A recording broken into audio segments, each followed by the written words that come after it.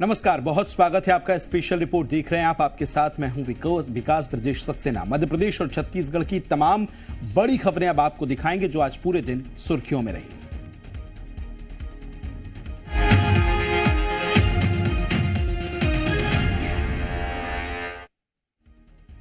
सबसे पहले special report में आज बात करेंगे अबू धाबी में प्रधानमंत्री नरेंद्र मोदी के दौरे की, जहां अहलन मोदी यानी कि नमस्ते मोदी कार्यक्रम में प्रधानमंत्री मोदी के संबोधन के दौरान पूरा स्टेडियम मोदी मोदी के नारों से गूंज उठा है। विदेशी धरती पर भारत माता के जयकारे लगे थे। ये मोदी के क्रेज का यूएई वाला स्टेज है जो हाउडी मोदी से होता हुआ अलहन मोदी तक पहुंचा है। अलहन मोदी और भी खास है क्योंकि मोदी का ग्रैंड वेलकम एक मुस्लिम देश में हुआ और उसमें भी उस यूएई में जो कि एक तरह से मुस्लिम देशों को लीड करता है। पीएम मोदी ने अबू धाबी के शेख जियाद स्टेडियम में कहा कि आज अबू धाबी में आप लोगों ने नया इतिहास रच दिया। आज हर धड़कन कह रही है कि भारत यूएई दोस्ती जिंदाबाद।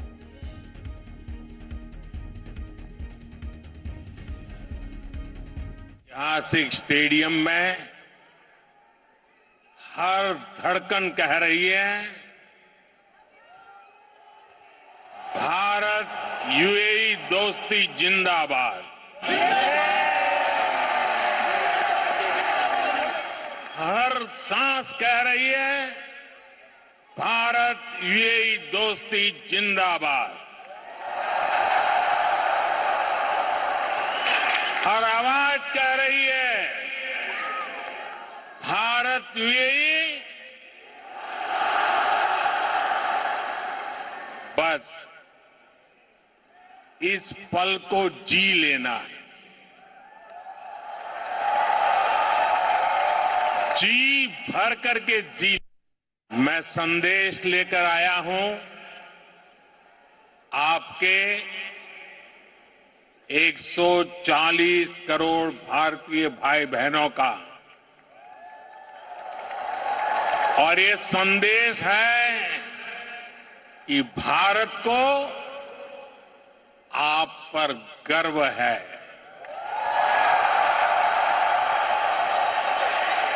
आप देश का गौरव है।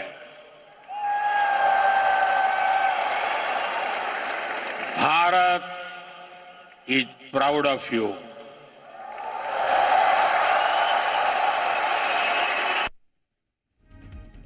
अहलन मोदी। यूएई में गार्ड ऑफ ऑनर के साथ स्वागत। यूएई के राष्ट्रपति का पीएम को गले लगाना। यूएई में रह रहे भारतीय समुदाय के लोगों को संबोधित करना। सीधे तौर पर कहें तो यूएई में पीएम मोदी ने इतिहास रच दिया।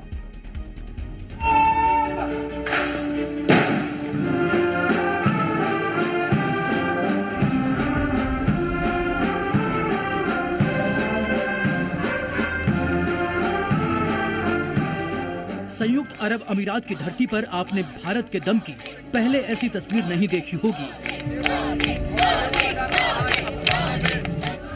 कल के कार्यक्रम के लिए पीएम मोदी अबू धाबी में हैं, जहां उनका भव्य स्वागत हुआ।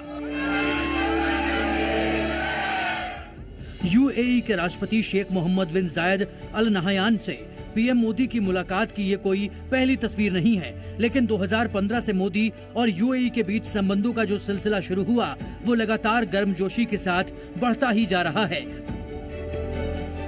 खुद शेख मोहम्मद बिन जायद ने मोदी को गले लगाकर भारत से संबंधों को और गहरा करने का संकेत दिया, तो यूएई ने मोदी को गार्ड ऑफ ऑनर दिया।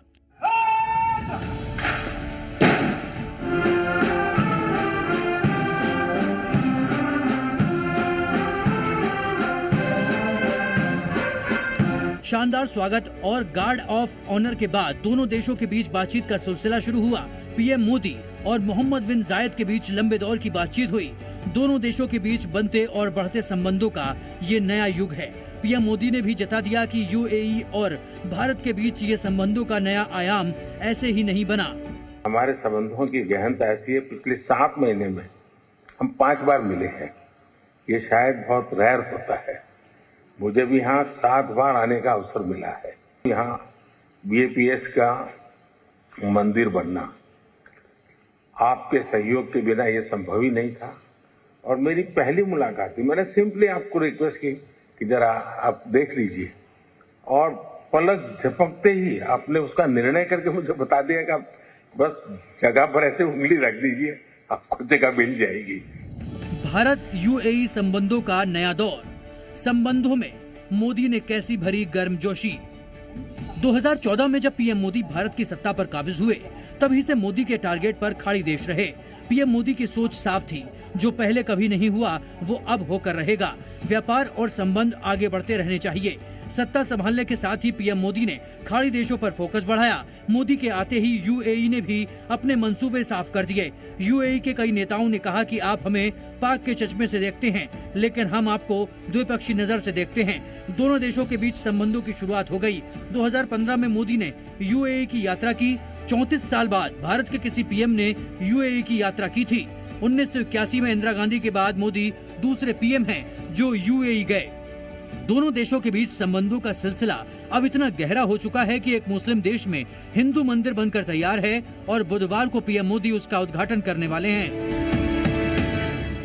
दोनों देशों के बीच गहराते संबंधों का ही नतीजा है कि दोनों देशों के बीच व्यापार, $500 मिलियन का निवेश, मोवाडाला कंपनी का क्यूबा हाईवेज में $300 मिलियन का निवेश, ADNOC गेल इंडिया में 10 साल के लिए समझौता, प्रतिवर्ष 0.5 मिलियन मीट्रिक टन लैंग आपूर्ति पर सहमति, अबू धाबी में IIT दिल्ली का कैंपस। साल 2024 में दोनों देशों ने UPI रुपए की शुरुआत के साथ व्यापारिक माहौल को और मजबूती दी है। जाहिर है ये ब्रांड मोदी का कमाल है, जिनकी जिद और जुनून ने उन्हें वर्ल्ड का बॉस बना दिया। ब्यूरो रिपोर्ट, जी मीडिया। अब बात करेंगे किसान आंदोलन की। किसान एक बार फिर आंदोलन करने के इरादे से दिल्ली कूच करने की तैयारी कर रहे हैं। दूसरी ओर पुलिस ने भी पूरे दलबल के साथ हालात काबू करने के लिए कमर कस ली है। लेकिन दिन भर सबसे ज्यादा आफत उन लोगों की बढ़ गई जो दिल्ली और दिल्ली के सटे इलाकों में रहते हैं। दफ्तर जाना हो, यह मुसीबत खड़ी हो गई है कि लगातार ट्रैफिक से वो जूझ रहे हैं। मरीज को अस्पताल ले जाने में मुसीबत है, बच्चों को स्कूल जाने में मुसीबत है। यही नहीं, जरूरी काम के लिए बाहर से दिल्ली आ रहे लोग भी आज दिन भूल नहीं पा सकेंगे, क्योंकि आप खुद भी देखिए और सोचिए कि आखिर दिल्ली वालों का क्या कसूर है।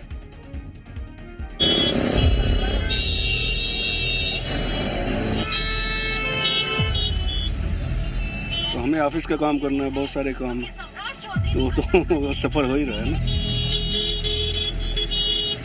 कल भी काफी जाम था, कल भी पौने घंटे में निकल गया हूँ मैं।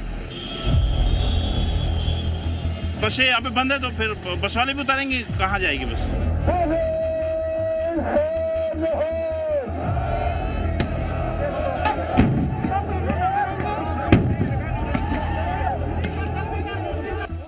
दिल्ली कूच करने के लिए अंबाला के शंभू बॉर्डर पर किसानों का जमावड़ा दिख रहा है। मांगे पूरी करवाने के लिए किसान प्रदर्शन कर रहे हैं। साथ ही प्रशासन ने सुरक्षा व्यवस्था भी पूरी तरह दुरुस्त कर ली है। इस बीच आंसू गैस के गोले भी प्रदर्शनकारियों को रोकने के लिए इस्तेमाल किए जा रहे हैं। प्रदर्शनकारी भी दिल्ली कूच करने के लिए भरसक कोशिश में जुटे हैं। हालात चुनौतीपूर्ण बने हुए हैं। पुलिस द्वारा बिछाया कंटीले तारों का जाल शंभू बॉर्डर पार करने में बाधा बना हुआ है। दरअसल पुलिस वाले सुबह से ही यहां डटे हुए थे, लेकिन इन हालातों से देश का अगर कोई हिस्सा सबसे ज्यादा प्रभावित है तो वो है दिल्ली और उसके आसपास के सटे बॉर्डर एरिया। यहाँ आम लोगों के लिए आज मुसीबत भरा दिन है। मामला सरकार और किसान के बीच का है, लेकिन मुश्किलों का सामना दिल्ली के लोगों को करना पड़ रहा है। इन तस्वीरों को देखकर आप समझ जाएंगे कि यहाँ लोग सुबह सुबह अपने घरों से काम के लिए निकल रहे हैं, लेकिन उन्हें समस्याओं से दो चार होना पड़ रहा है। जो किसान हैं, जो आज दिल्ली कूच का उन्होंने आह्वान करा था, वो दिल्ली की सीमा के अंदर ना प्रवेश कर पाए। अब एक लेयर और आगे भी अगर आप देखेंगे तो सेम तस्वीर आपको आगे की तरफ दिखाई देगी। 1 घंटे में पहुंचना था। 1 घंटे में पहुंचना था। अभी मतलब स्थिति क्या लग रही है कि मतलब 1 घंटा इसी पुल को पार करने में लग जाएगा? लग तो रहा है कि 1 घंटे लग जाएगा। आईजाई एयरपोर्ट जाने वाले रास्ते हों या सुबह गुरुग्राम के रास्ते, आम लोगों के लिए ये भयानक जाम किसी सजा से कम नहीं थे। अब आप अलग अलग कैमरों से अलग अलग जगहों की जाम से बनी स्थिति को देखिए। ये ट्रैफिक जाम आम दिनों जैसा नहीं है, जबकि रैपिड एक्शन फोर्स भी मोर्चा संभाले हुए है। दूसरी ओर वज्र वाहन भी मुस्तैद है। दिल्ली में अभेद्य सुरक्षा व्यवस्था तो बनाई गई, लेकिन आम लोगों को मुश्किलों का सामना करना पड़ा। दिल्ली आने वाली बसों के यात्रियों को पहले ही उतरने को मजबूर होना पड़ा। बसें यहाँ पे बंद है तो फिर बस वाले भी उतारेंगे, कहाँ जाएगी बस? पैदल ही आप लोगों को जाना पड़ रहा है। अब यहाँ से आगे तो पैदल ही जाना पड़ेगा, तो और कोई रास्ता ही नहीं है। अच्छा, इससे पहले भी जब 2 साल पहले किसान आंदोलन हुआ था तब भी यही स्थिति थी? पहले तो और ज्यादा, इससे ज्यादा बुरी स्थिति थी। पहले तो 20 मील तक ही किसान बैठे हुए थे, पूरा रोड जाम था। तो हाथ पैर से तंग है, हम तो फिर भी जाना पड़ेगा। आप देख सकते हैं कि पुलिस ने सुरक्षा दृष्टि से सिंगू बॉर्डर को सील किया हुआ था ताकि हालात काबू में रखे जाएं। वहीं एक मरीज को ले जा रही ये एम्बुलेंस सिंगू बॉर्डर पर फंस गई।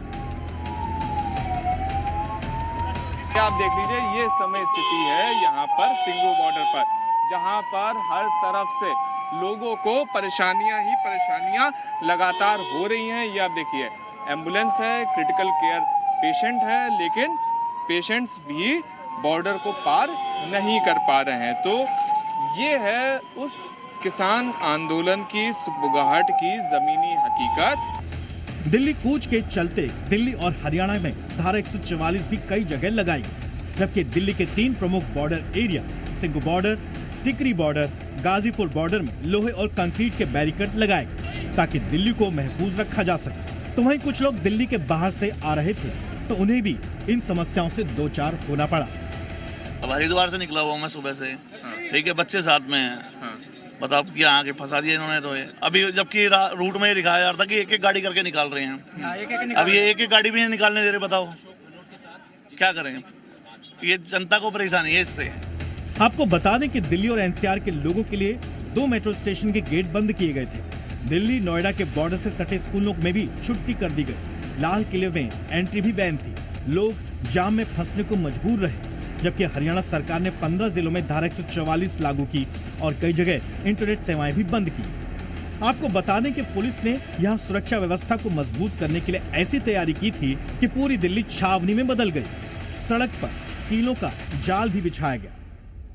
पूरी तरीके से यहाँ पे बैरिकेटिंग है। हालांकि ट्रैफिक को अभी जाने दिया जा रहा है क्योंकि इसके पीछे कई किलोमीटर लंबा जाम भी लगा हुआ है। तो ये ड्रोन हो गया, चाहे दूसरी तरह से अगर हम बात करें, ये पिलर्स जो आप देख रहे हैं सामने, ये पिलर्स यहाँ रखे गए हैं ताकि अगर ऐसी कोई स्थिति आए तो उससे निपटने के लिए, उस पूरे रोड को बंद करने के लिए यहाँ पर ये पिलर्स खड़े किया जा सके। वैसे नोएडा आने जाने वाले रास्तों पर भी हालात कोई जुदा नहीं थे। यहाँ भी रैंकती गाड़ियां बता रही हैं कि हालात अच्छे नहीं हैं। सवाल है कि आंदोलन के नाम पर दिल्ली और उसके आसपास के लोगों पर मुसीबतों का पहाड़ क्यों टूट पड़ता है, इनका क्या कसूर है। ब्यूरो रिपोर्ट, जी मीडिया। 14 फरवरी वैसे तो इसे वैलेंटाइन डे के रूप में मनाते हैं, लेकिन छत्तीसगढ़ सरकार ने एक सराहनीय पहल की है। अब छत्तीसगढ़ में 14 फरवरी यानी वसंत पंचमी का दिन मातृ पितृ दिवस के रूप में मनाया जाएगा।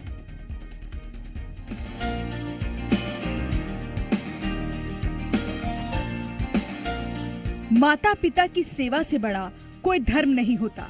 ये हमारे संस्कार भी हैं और संस्कृति भी।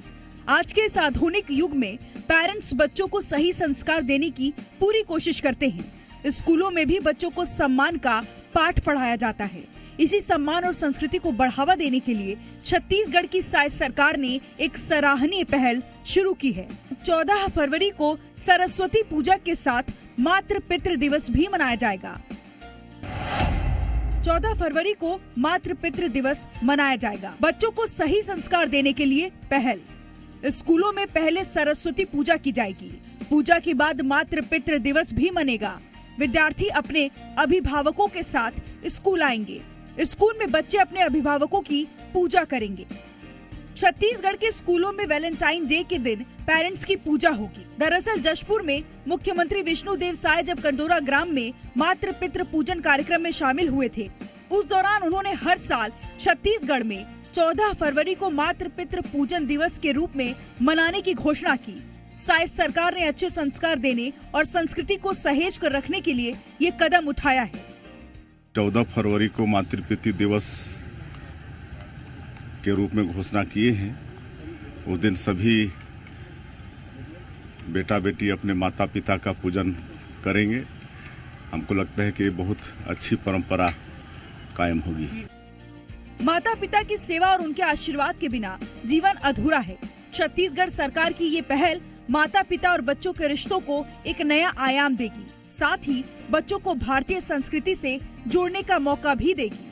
ब्यूरो रिपोर्ट, जी मीडिया।